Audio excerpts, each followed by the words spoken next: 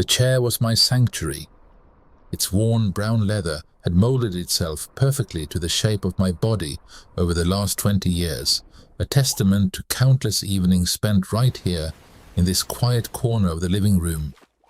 The afternoon sun, warm and honeyed, streamed through the bay window, illuminating the dancing dust motes in the air and falling across the page of my book. It was a biography of Churchill, a man who understood the weight of a quiet moment before a storm. The house was silent, save for the soft rhythmic tick of the grandfather clock in the hall and the gentle rustle of a turning page. This was my peace. This was my home. The front door didn't open with its usual familiar creak. It was thrown open, a violent splintering sound that tore through the tranquility of the room. The book, a moment ago a portal to another time, became just a heavy object in my hands. I looked up, not with alarm, but with a slow, measured curiosity that belied the sudden hammering of my heart. Chloe stood framed in the doorway, backlit by the harsh afternoon light. She wasn't alone. Flanking her were two men, large, broad-shouldered men in generic grey work shirts, their postures stiff, their faces blank slates of hired muscle. They didn't look at me. Their eyes were fixed on some middle distance, as if they were simply moving furniture in an empty warehouse. The sight of them in my foyer, in the space where my wife used to leave her gardening shoes, was so profoundly wrong it felt like a dream. She strode into the living room, her heels clicking a staccato beat of finality on the hardwood floor I had refinished myself 40 summers ago. She stopped a few feet from my chair, her arms crossed. Her expression wasn't one of anger or sadness. It was one of cold, bureaucratic efficiency, as if she were here to terminate a service contract. "It's time you moved into a home, old man." The words didn't land like a shout. They were delivered with a chilling, matter-of-fact clarity that made them sink in deeper, more poisonously. They hung in the air between us, stripping away the pretense of family, of shared grief, of the 2 years they had lived under my roof after Mark's passing. Old man, not Arthur, not Dad, a label, a dismissal. "This house is too much for you," she continued, her gaze sweeping over the room with a proprietary air that made my jaw tighten. She was looking at my books, my photographs, the rug my late son had taken his first steps on, and she was seeing an inventory, an obstacle. "Pack a bag. You're leaving. Now." The command was so absolute, so devoid of any possibility of discussion, that for a second my mind simply refused to process it. Leave. This was my house. Every board, every nail, every memory was saturated with my life, with our family's life. The shock was a physical thing, a cold, sharp needle driven straight into my chest, freezing the air in my lungs. It wasn't just the eviction. It was the sheer, breathtaking audacity, the disrespect performed with such casual cruelty in the one place I was supposed to be safe. And then she gestured. A flick of her wrist, a casual, almost bored motion toward my favorite armchair. Toward me. The two movers stepped forward. Their heavy boots were loud on the floor. One of them, a man with a thick neck and close-cropped hair, reached for the back of the chair as if to tip it forward, to physically uproot me from my sanctuary. His hand was inches from the worn leather headrest. In that suspended moment, the cold shock in my chest didn't melt into hot anger. It crystallized. It became a diamond-hard core of clarity. The book was still in my lap. The sun was still shining. But the world had irrevocably shifted. This was no longer a family discussion. This was an invasion, and I was sitting right in the middle of my own command post, watching the enemy walk through the front door. My name is Arthur. For the last 2 years, I've been a 72-year-old man living in a house that's become far too quiet. The silence is a presence itself, one I've learned to share space with since my Eleanor passed. It was her laughter that used to fill these rooms, her energy that made the walls feel alive. Now it's just me, the books on my shelves, and the memories that hang in the air like fine dust. After we lost our son, Mark, to that brutal, swift illness 2 years ago, the silence got heavier. It wasn't just my grief in the house anymore. It was his too. His absence was a different kind of quiet, sharper and more recent. His wife Chloe was left adrift. She and Margaret were young, still building their life, with no children to anchor her. Seeing her so lost, so utterly alone in that small apartment filled with his things, I couldn't bear it. Out of a kindness born from my own loneliness and a father's enduring love for his son, I asked her to move in here. This big old house had more than enough room.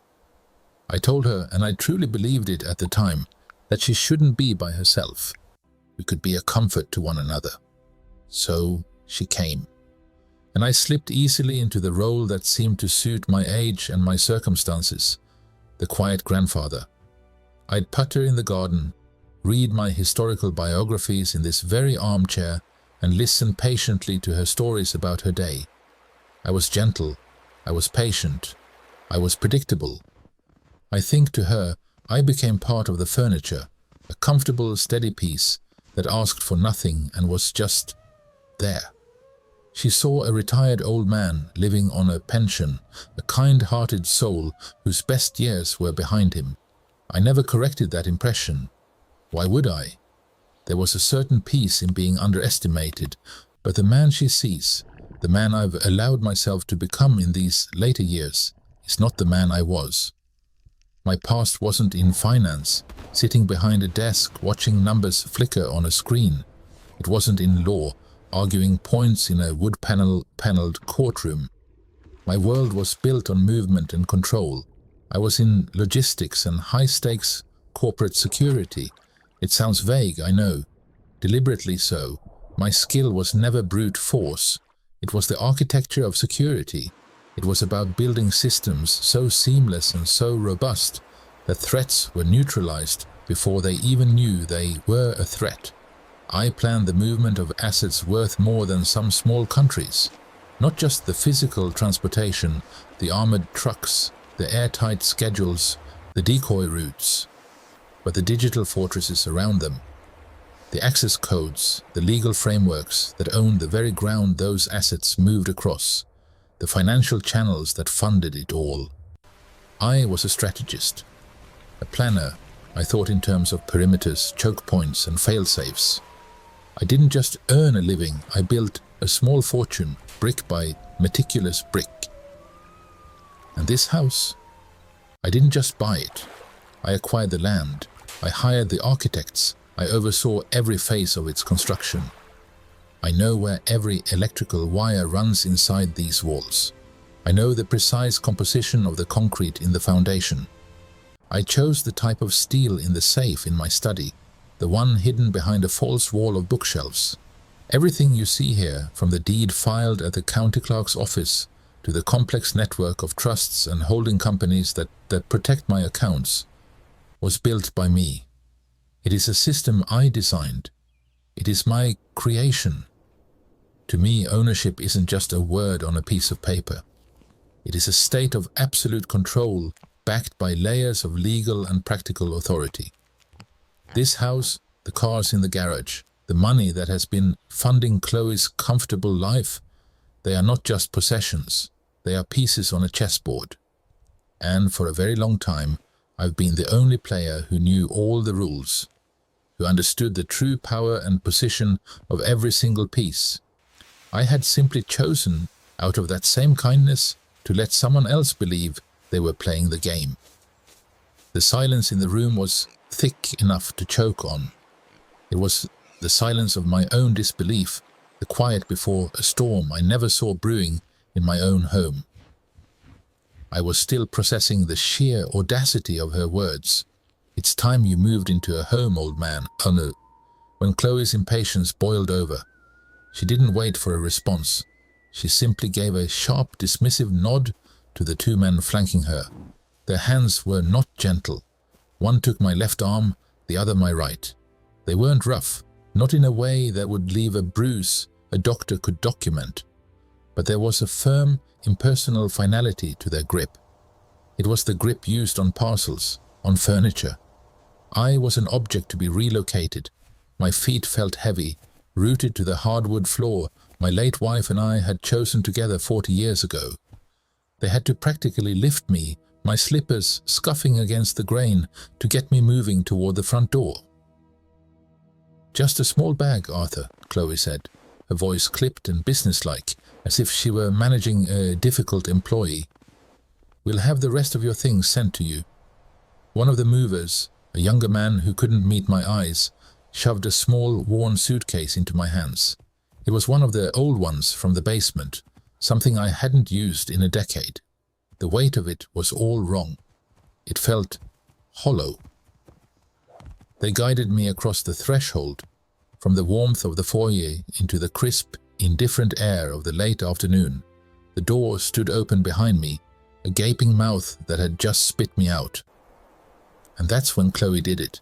She walked over to the keypad for the garage door, her back to me, her fingers dancing over the numbers with a practiced ease that told me she'd been planning this. She didn't shield the pad with her body. She wanted me to see. Beep, beep, beep, beep.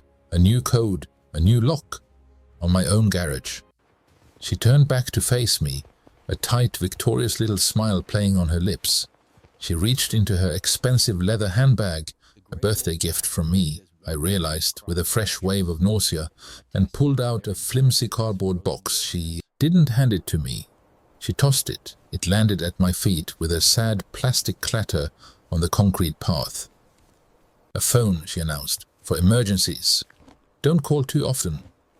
I looked down at the box, a prepaid burner phone, the kind you buy at a gas station, the ultimate symbol of disposable communication for a person she clearly viewed as disposable. The cold shock that had gripped me since she first walked in began to crack, and something else seeped through the fissures. It was a slow, deep heat, starting in the pit of my stomach. Without another word, she brushed past me, the scent of her perfume, another luxury I'd funded, a bitter cloud in the air. She walked straight to my late son Mark's car, the sleek sedan that I had co-signed for, the car that still had my name on the title, right alongside his. She slid into the driver's seat as if it had always been hers. The engine purred to life, a sound I'd always found comforting, now sounding like a betrayal. She didn't look back. She reversed out of the driveway, the tires crunching over the gravel, and pulled away. I stood there, a 72-year-old man holding a pathetic suitcase on his own sidewalk, watching his daughter-in-law drive off in his car, funded by his money, to what I could only assume was a spa day or a shopping trip to spend more of the allowance I provided out of a misguided sense of family duty. The shock was gone, completely burned away. In its place was a clarity so sharp it was almost painful. This wasn't a rash decision born of grief or stress. This wasn't even simple disrespect. This was a hostile takeover, a meticulously planned coup. She had assessed the asset, me, my house, my money, and had decided the current management was inefficient. She was installing herself as the new CEO. The physical removal, the changed codes, the insult of the phone, the brazen theft of the car. Every action was a calculated move on a chessboard I hadn't even known we were playing on. The cold anger that settled in my veins wasn't fiery or chaotic. It was the opposite. It was still and heavy and patient. It was the anger of a man who had built everything around him with his own two hands and was now watching a spoiled tenant try to claim it as her own. She thought she had won. She thought the old quiet lion had been declawed and put out to pasture. But as I stood there on the curb, the flimsy phone box at my feet, I realized she had made one critical, fatal error in her calculations. She had confused my kindness for weakness, and she had no idea who she was really dealing with. The sound of the deadbolt sliding into place behind me was a sound I'd never heard from the outside. It was a final metallic thud that seemed to echo in the sudden quiet of the suburban afternoon. I stood there on the curb, the same curb I'd watched my son learn to ride his bike on, holding a single cheap-looking suitcase. The two movers had already driven off in their truck, their job complete. Chloe's car was gone. The house, my house, stood silent and imposing, its windows like blind eyes. For a long moment I just stood there. The shock was a physical thing, a cold numbness that started in my chest and spread out to my fingertips. I'd been evicted from my own home by my own daughter-in-law. The words themselves felt absurd, like something from a bad television drama, but the feeling of the concrete through the thin soles of my slippers was real. The weight of the suitcase in my hand was real. My mind was a jumble of broken images. Mark's face, so full of life. The day we laid the foundation for this very house. The quiet grief that had settled over everything after he was gone. I had let Chloe and her whirlwind of expensive perfumes and shopping bags move in out of a sense of duty, a fragile connection to the son I'd lost. I'd given her an allowance, a roof, a place to heal, or so I'd thought. A car drove past, a neighbor I'd known for 20 years. He gave a small hesitant wave, his eyes flicking from me to the house and back again before he accelerated, clearly uncomfortable. The humiliation began to burn through the shock. I was a spectacle. The old man put out on the street. I looked down at the suitcase. It was a garish, hard-shell thing, the kind you buy at a discount store for a last-minute trip.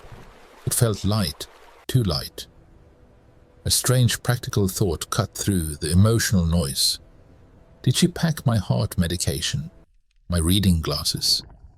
The framed photograph of Eleanor and me from our 40th anniversary that sat on my nightstand. With fingers that felt thick and clumsy, I laid the case flat on the grass of the curb strip and unzipped it. The sound was loud in the stillness. I flipped the lid open, and the world stopped. It wasn't filled with my things. It wasn't filled with carefully folded sweaters or my well-worn copy of The Old Man and the Sea. It wasn't filled with anything of mine at all. It was filled with rags, old t-shirts, bleached thin and full of holes, that I used for polishing silver or wiping down tools in the garage. A pair of paint-stained trousers from a project a decade ago. A stack of threadbare towels, the ones I'd set aside for the annual charity pickup. They were musty, smelling of dust and dampness. Tucked in amongst the fabric were a few dented cans. I picked one up. Creamed corn. The expiration date was 5 years past. Another was a can of dog food. We hadn't had a dog since Mark was a boy. She hadn't just thrown me out. She had packed a bag for me as if I were garbage. She had taken the literal cast-offs, the items destined for the dumpster or the donation bin, and she had presented them to me as my new life. This wasn't a rushed decision made in anger. This was a deliberate, calculated act of contempt. She hadn't even given me the dignity of my own possessions. She had given me her trash. The cold numbness in my chest shattered, replaced by a clarity so sharp it was almost painful. The pieces, which had been a confusing, heartbreaking jumble, suddenly locked into a perfect, terrible picture. This is not my son's choice. Mark would have never allowed this. He was a good man, a kind man. He loved me. This cruelty, this petty, vicious spite did not come from him. It came entirely from her. This is not grief. Grief makes people quiet. It makes them retreat. It makes them hold on to things, not throw them away. What I had mistaken for her difficult, abrasive personality in the months after Mark's death wasn't grief. It was the erosion of a facade. The mask was off now, completely. This is malice. The word landed in my mind with the weight of a stone dropped into a still pond. Malice. A desire to harm, a pleasure in another's humiliation. She didn't just want the house. She wanted to break me. She wanted to prove that I was nothing, an old man to be discarded with the rest of the rubbish. And in that moment, the last thread snapped. It was a tangible feeling, like a cord-pulled taut for 2 long years finally giving way.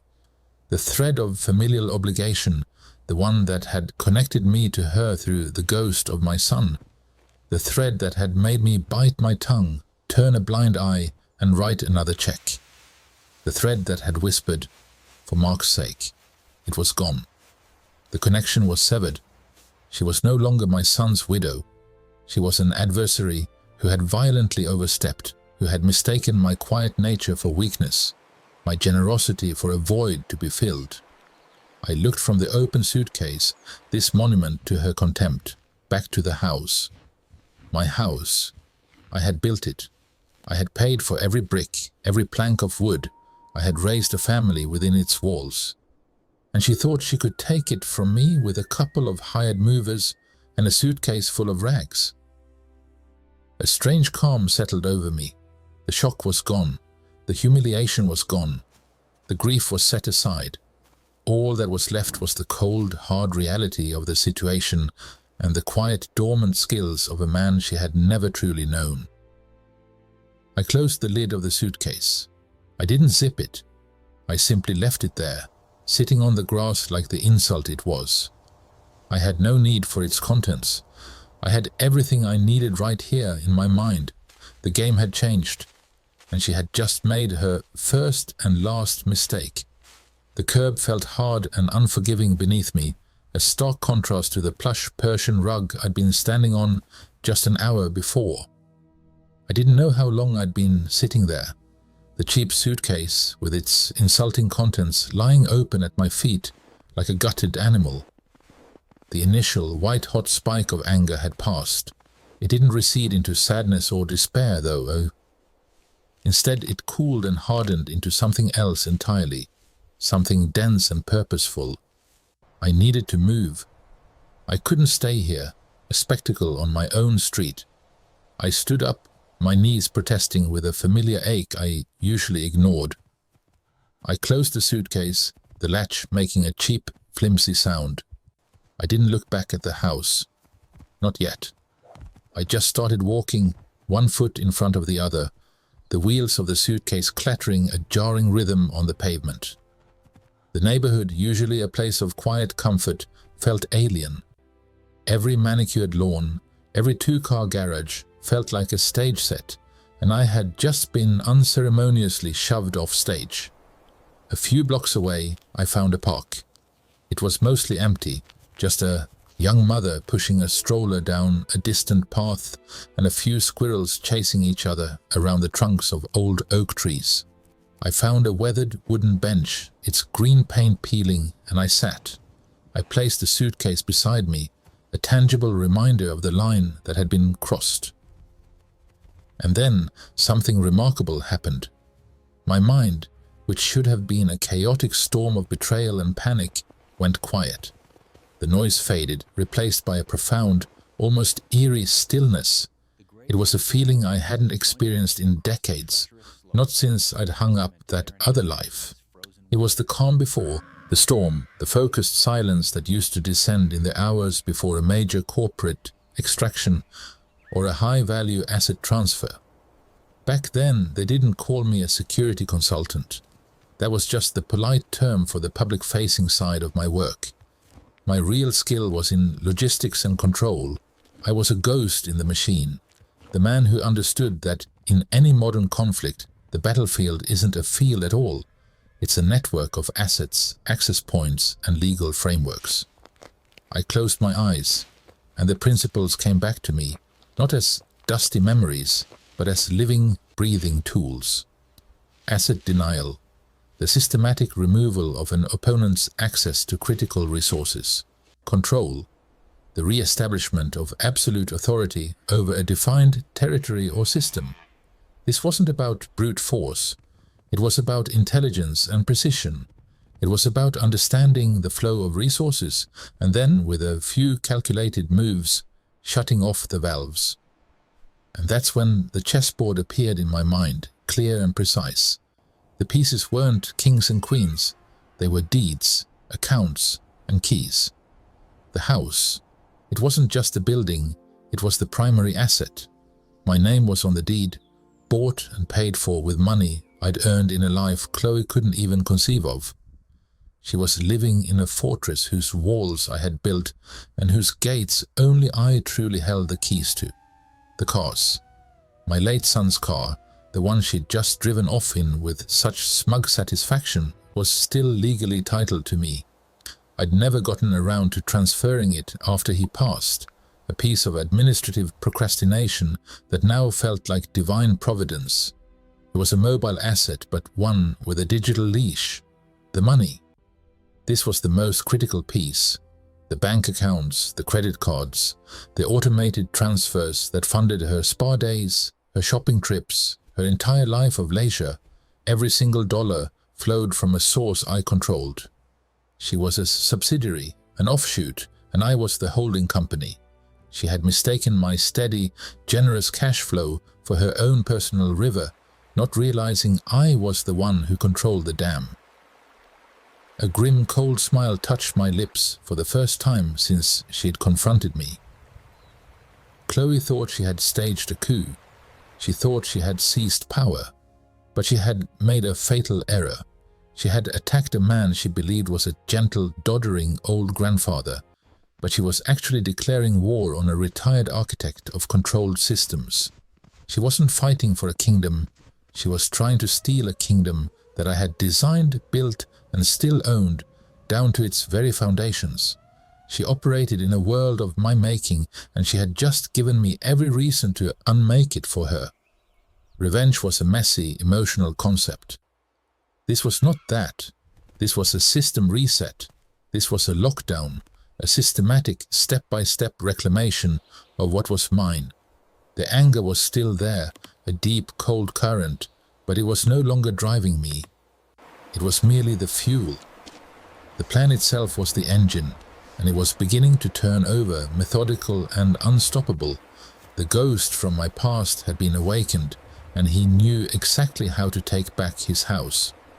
The cold of the park bench had seeped through my trousers, but it was nothing compared to the ice now forming in my veins. The shock was gone, burned away by the sight of that suitcase filled with rags. In its place was a clarity I hadn't felt in years. Chloe had made a fatal miscalculation. She saw an old man. She didn't see the architect. She had thrown me out of my own kingdom.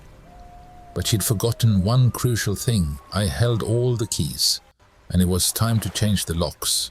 From the pocket of my jacket, I pulled out the cheap prepaid phone she'd tossed at my feet.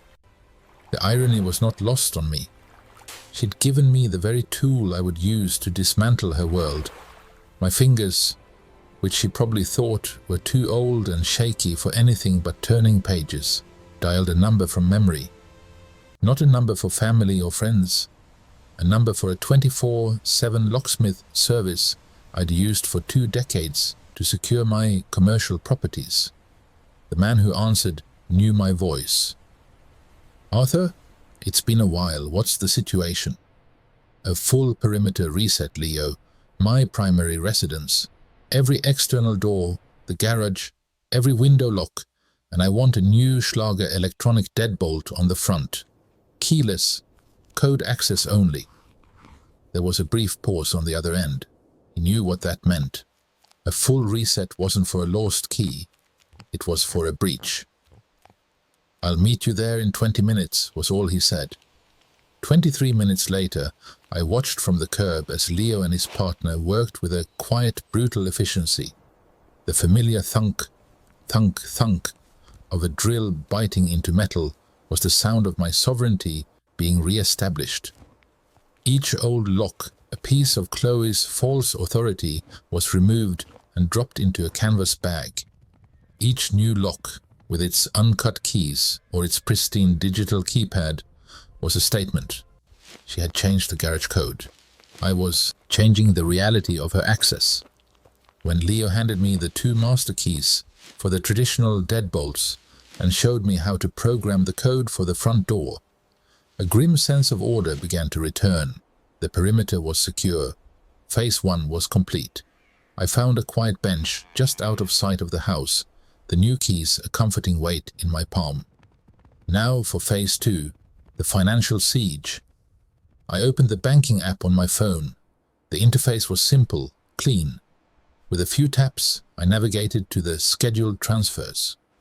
There it was, a monthly transfer of $5,000 from my private account to the joint account I shared with Chloe for household expenses, her allowance, the fuel for her spa days, and her sense of entitlement. My thumb hovered for a second over the Cancel Future Transfers button. There was no rage, only the cold finality of a surgeon making an incision. I tapped it. The transfer vanished from the schedule. The pipeline was shut, but that was just the allowance. She had the plastic too, the weapons of mass consumption. I pulled up the Notes app on my phone where, years ago, I had meticulously listed every single credit card account for which I was the primary holder. There were 5. A platinum card for major purchases, a gold card for groceries and gas, a department store card, and 2 others for online shopping. Chloe had a subsidiary card for each one. I started dialing.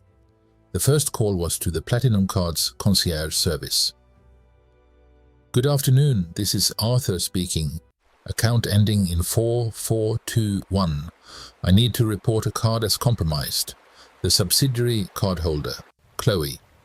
Yes, I believe the card details have been stolen and are being used fraudulently. I need that card cancelled immediately, permanently. No, do not issue a replacement. Thank you. I ended the call. 1 down. The next call was to the bank that held the gold card. Same script. Reported as compromised. Cancelled permanently, no replacement. My voice was calm, steady, a stark contrast to the financial hurricane I was unleashing. Call 3, call 4, call 5. Each conversation was a carbon copy of the last. Polite, efficient, and utterly devastating. In less than 15 minutes, I had systematically erased her entire line of credit. Every piece of plastic in her wallet was now nothing more than a colorful rectangle of useless laminate. I could almost hear the chorus of declined transactions that would soon ring out across the city, a symphony of denial conducted by me, which brought me to the final piece, the car.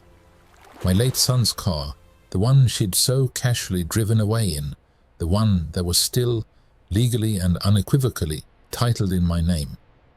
Sentiment had stayed my hand from dealing with it before. Sentiment was now a luxury I could no longer afford. I opened an old, nearly forgotten app on my phone. A vehicle GPS tracker I'd installed years ago when Mark first started driving long distances for work. I never had the heart to remove it. The app stuttered to life, and a moment later, a map appeared on the screen. A single blue dot pulsed steadily. It was parked at the Galleria, an upscale shopping mall 20 minutes away? Of course it was. I scrolled through my contacts and found the number for the towing service I used for my rental properties. Mike, I said when he picked up, it's Arthur. I have a vehicle that needs to be repossessed and impounded.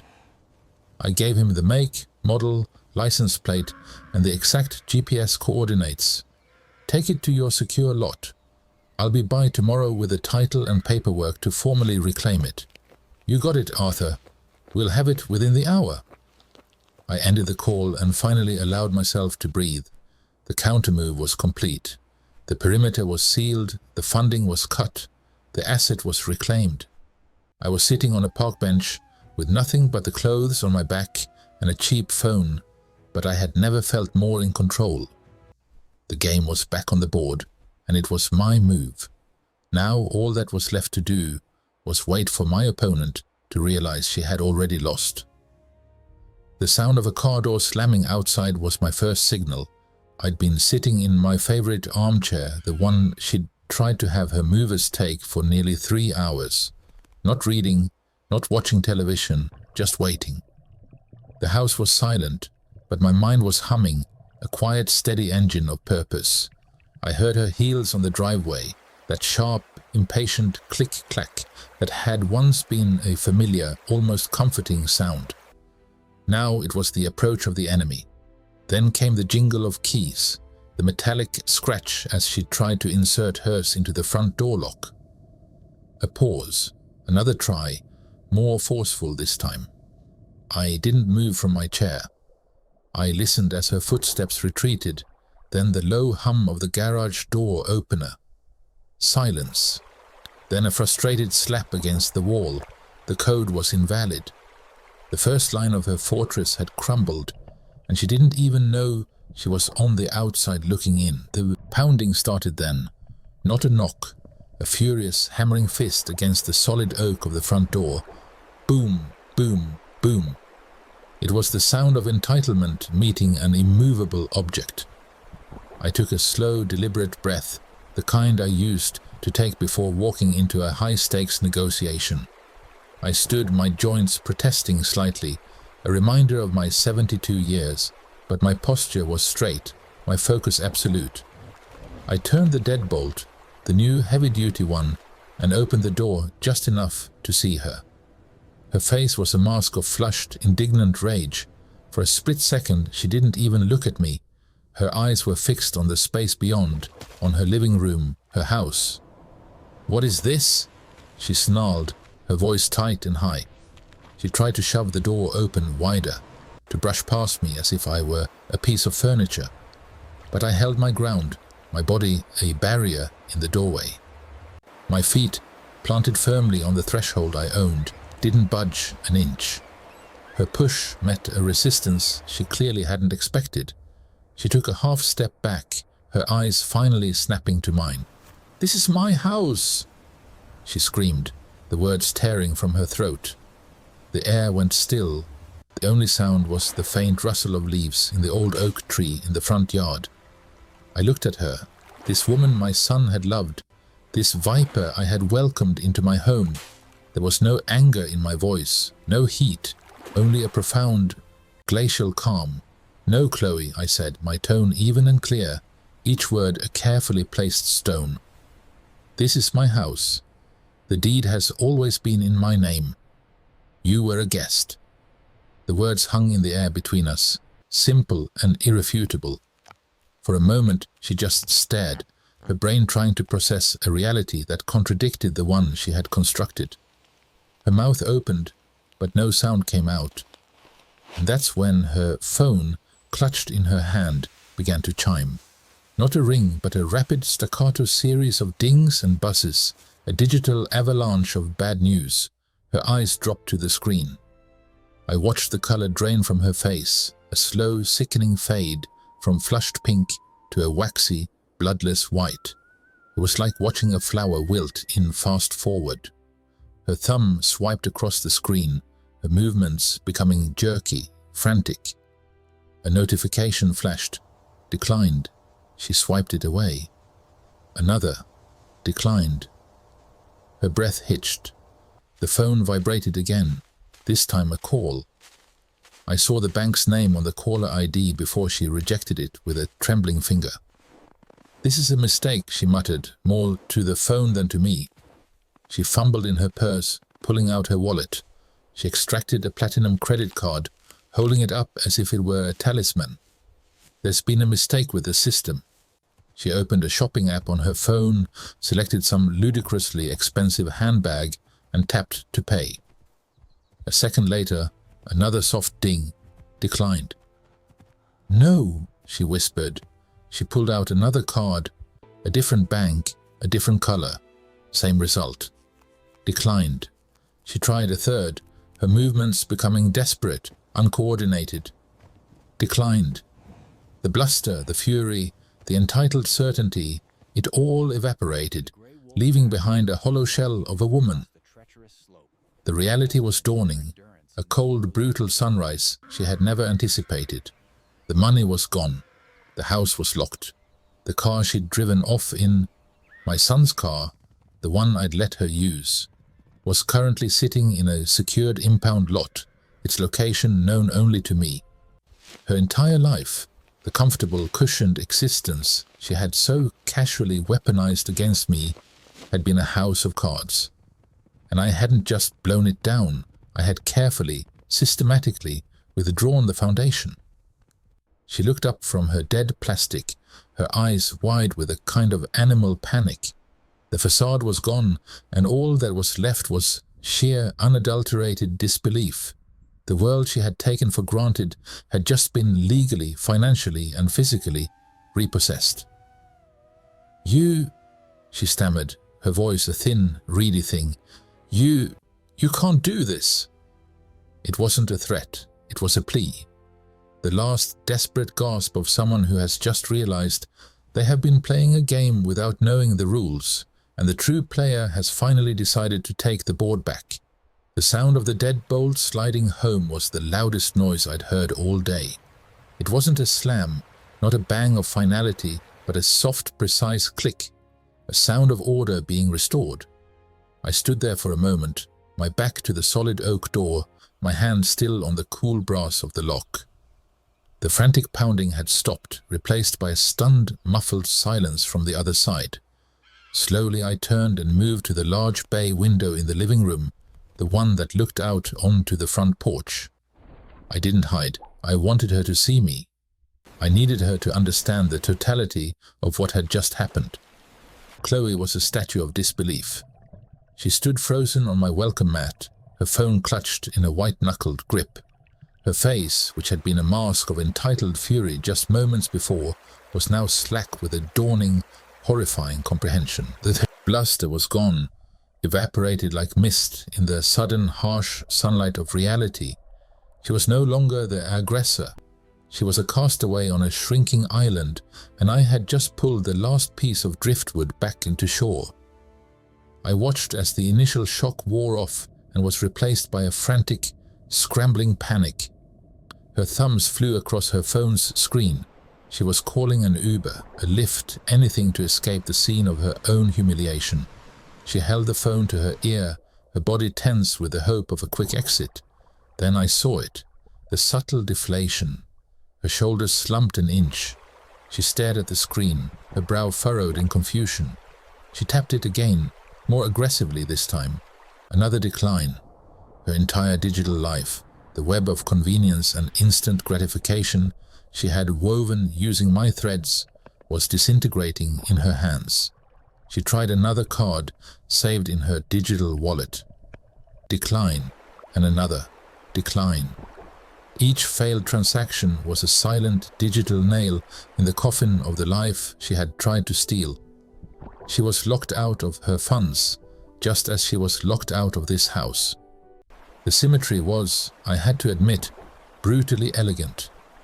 She began to pace the length of the porch, a caged animal with nowhere to run.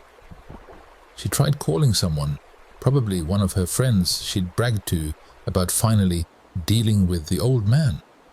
I saw her speaking rapidly into the phone, her free hand gesticulating wildly, but from the way her expression crumbled, I could guess the conversation. They couldn't come get her. It was too far.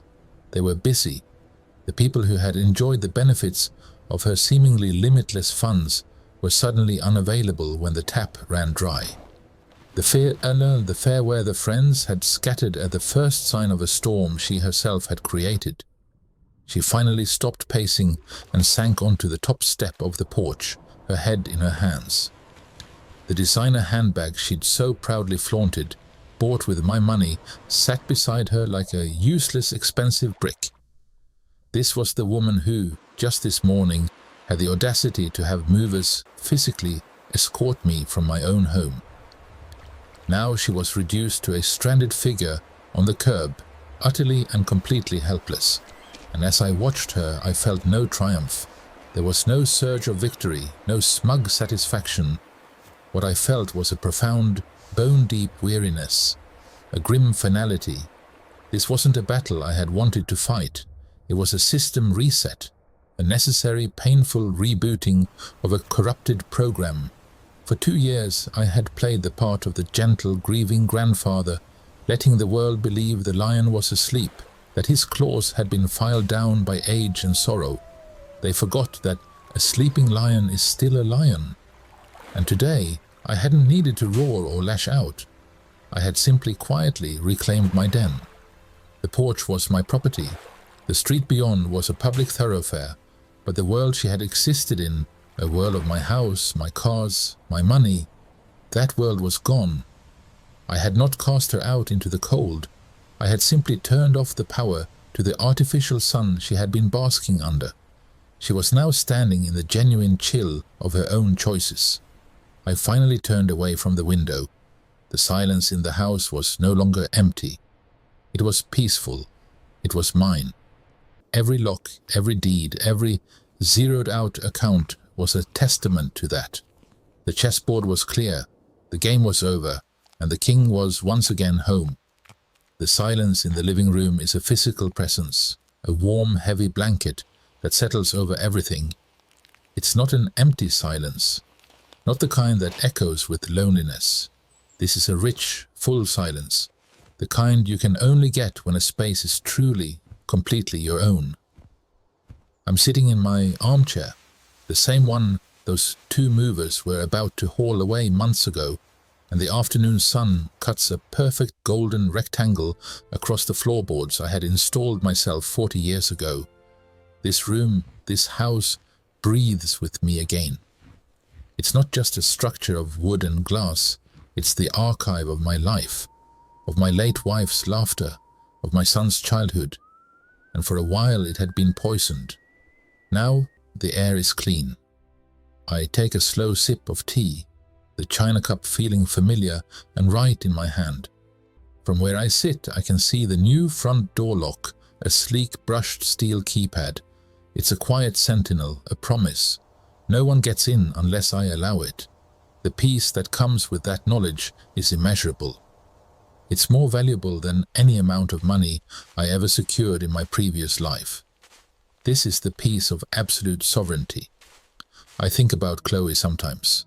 The thoughts don't come with anger anymore, or even with the cold tactical satisfaction of that day I locked her out.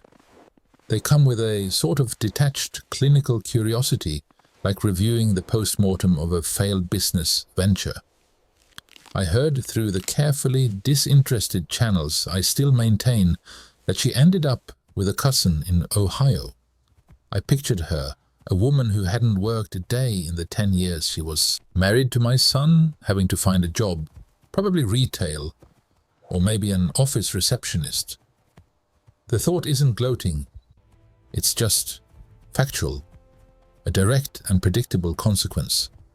She mistook the infrastructure I provided for her own inherent landscape. When I withdrew the infrastructure, the landscape simply vanished. The legal finality arrived about 6 weeks ago. A thick envelope from my lawyer. The paperwork inside was a masterpiece of dry, unassailable language that formally and permanently severed any tenuous claim of tenancy or equitable interest her own lawyer had scrambled to assert. It was the final move in a chess game she never understood we were playing. Signing those documents felt like the last solid click of a vault door closing. No appeals, no more discussions. The house, the cars, the financial accounts, every single asset was now legally, unequivocally, and peacefully mine again. There was no fanfare, just the quiet rustle of paper and the surety of a battle conclusively won. Sometimes in this quiet, I think of my son, Mark. There's a pang of sorrow, not for how it ended with his wife, but for him. I wonder what he would think of it all. I believe he would be ashamed of her, but I also hope he would understand my actions. I didn't do it out of spite for his memory. I did it to preserve the world he grew up in, the world I built for him. Letting Chloe dismantle it, piece by piece, out of sheer entitlement, would have been a betrayal of that legacy. By reclaiming it, I feel, in a strange way, that I've honored him. The sun is lower now, the golden rectangle stretching into a long, soft amber path. The house is so still I can hear the soft tick of the grandfather clock in the hall, a sound that was drowned out for years by the noise of an unhappy household. This is how it was always meant to be. This is the retirement I planned for, the quiet I earned. The sleeping lion analogy isn't quite right. A lion has to be constantly vigilant, always ready to fight. I am something else now. The architect who has returned to his masterpiece, not to defend it, but simply to inhabit it. The defenses are in place, silent and automatic. They require no more of my energy. So I sit. I breathe in the quiet. I look around the room at the photographs, the books, the familiar wear on the arm of this chair. It's all here. It's all mine. And the profound, unshakable lesson of the last few months has settled deep into my bones. No one can take from you what you are truly prepared to keep. The final victory isn't in the confrontation, it's in the peace that comes after.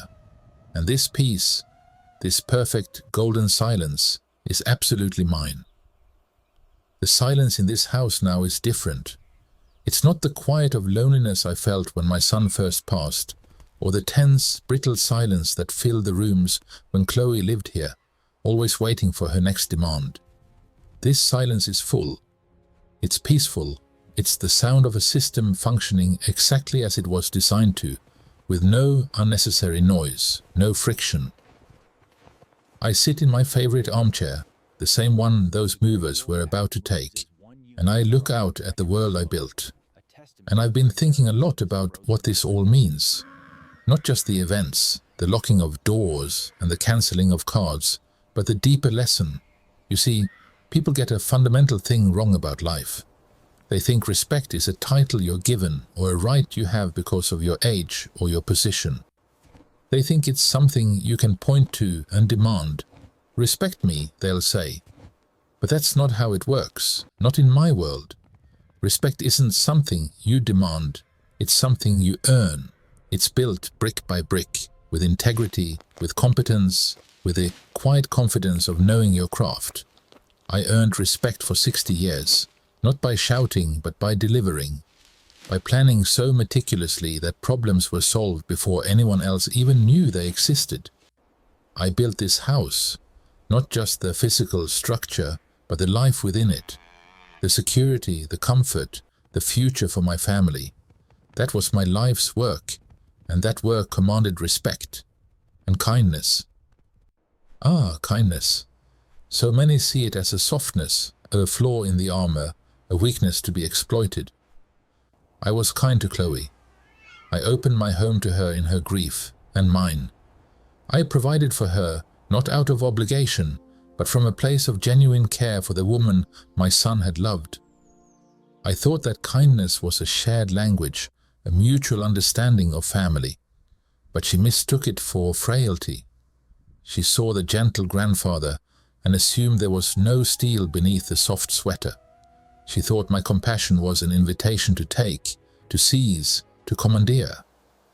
She forgot a simple, brutal truth. The comfort she was so eager to steal was not a natural resource. It wasn't a river that just flowed. It was a meticulously engineered system. I was the architect, the engineer, and the sole operator. Every lock, every dollar, every title deed was a component I had put in place. When that family forgot where that comfort came from, when they forgot the hands that had poured the foundation and laid the wiring for the life they so enjoyed, I didn't get angry. I didn't seek revenge. I simply reminded them. I initiated a system reset. I re-established the chain of command. It wasn't personal, it was procedural.